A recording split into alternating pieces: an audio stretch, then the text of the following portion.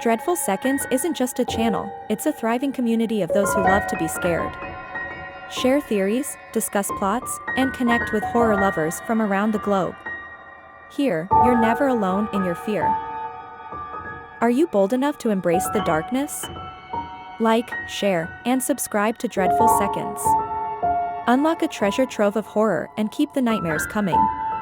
Join us, and let your adventure into the unknown begin today. Your membership in the fear-filled realm awaits. The Haunting Reflections. I moved into the house in early spring. It was an old Victorian-style home on the outskirts of town, with a tall iron gate, winding paths through an overgrown garden and a sagging porch. The price was too good to pass up, especially since I was fresh out of college and struggling to find a place to rent. The landlord, an elderly man named Mr. Cranston, assured me it was a quiet, peaceful neighborhood. He seemed friendly enough, though there was something in his eyes that unsettled me, something hidden beneath the kindness, but I brushed it off. The first few days were peaceful. The house, though slightly run down, felt welcoming in its own way. The creaking of the wooden floors was soothing, almost nostalgic. I spent my time unpacking and making the space my own, trying to settle into this new chapter of my life.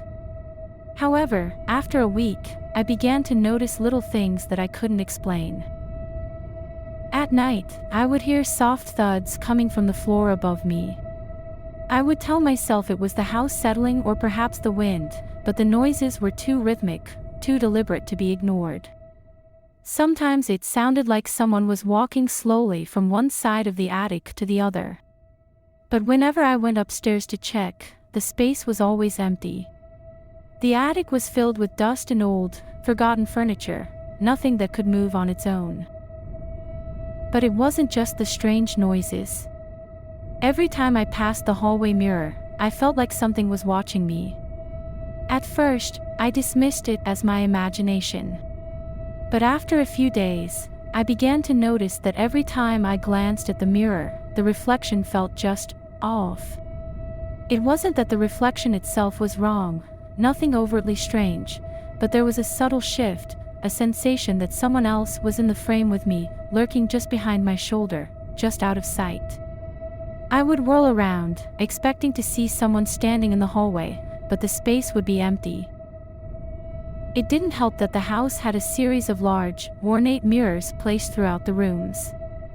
They were beautiful, but after a while, I became uneasy whenever I caught a glimpse of my own reflection. I couldn't shake the feeling that someone, or something, was staring back at me, always just a split second behind my own movements. One night, a few weeks into living there, I decided to go to bed early.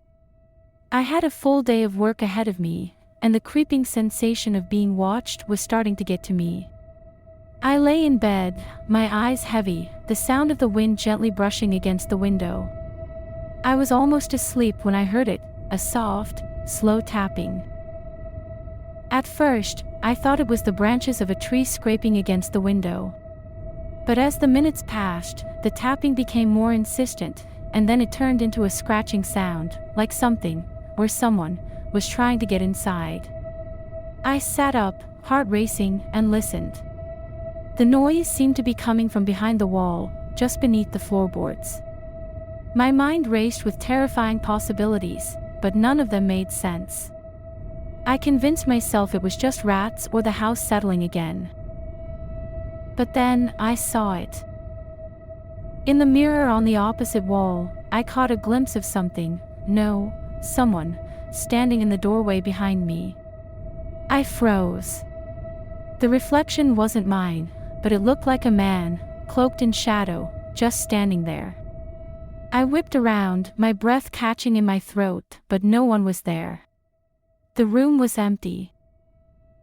My pulse quickened, and I turned back to the mirror, my eyes searching the reflection for any sign of movement. But everything was normal. Just the empty room, just me. It was then that I realized something terrifying. The figure I had seen in the mirror hadn't been in the doorway at all. It had been standing directly behind me, just out of view. I jumped out of bed and rushed out of the room, my mind spinning with confusion and fear. I couldn't sleep the rest of the night, pacing around the house, checking every corner, every dark space. But I couldn't shake the feeling that something was following me, watching me, lurking just beyond the edge of my vision. The next day, I tried to ignore what had happened. I told myself I was tired, overworked, and that my imagination was getting the better of me. But that night, as I stood in front of the mirror brushing my teeth, I saw it again. Just as I turned to leave the bathroom, I caught the reflection of a figure standing in the hallway behind me. I spun around immediately, my heart racing, but the hallway was empty. There was no one there. It was like the figure had melted into thin air the moment I looked at it. I slammed the bathroom door shut and locked it, my mind racing. The feeling of being watched, of something lurking just behind me, was overwhelming. But the worst part, I wasn't sure anymore if I was seeing things or if something was really there. That night, I barely slept. I kept hearing soft noises from the attic above, scratching, scuffling, and then the unmistakable sound of footsteps pacing back and forth across the floor. I couldn't take it any longer. I had to know what was happening. I grabbed a flashlight and crept up to the attic, determined to find out what was causing the sounds. The attic was cold, filled with old furniture and boxes. I shone the flashlight around, and my eyes fell on a large, old mirror, covered in dust, tucked in the corner.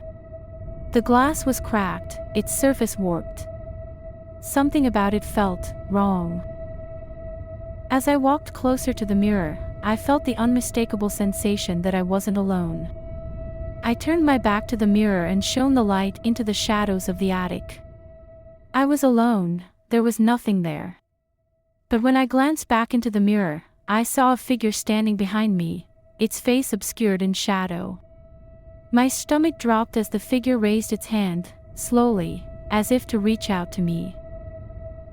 I bolted from the attic, slamming the door behind me, my heart pounding in my chest. I moved out the next day. I never told anyone what happened, because I wasn't sure what to make of it myself. The house was empty the next time I passed by. The mirrors, the footsteps, and the shadows, they were gone. But I know what I saw. And sometimes, when I'm alone at night, I swear I can feel it again, a presence behind me, in the corner of my eye. And every now and then, in the reflection of any mirror, I'll catch a fleeting glimpse of something moving in the background, just behind my shoulder. It's always just out of sight. But I know it's there.